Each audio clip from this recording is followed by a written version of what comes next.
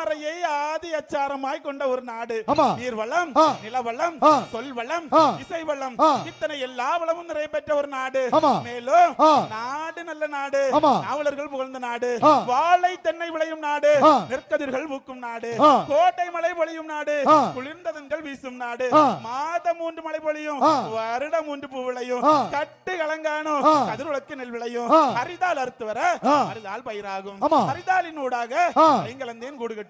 மாடு கட்டி போரடித்தால் மாளாது ஜன்னல் என்று ஆணை கட்டி போரடிக்கும் அழகு நாஞ்சில் நாட்டினிலே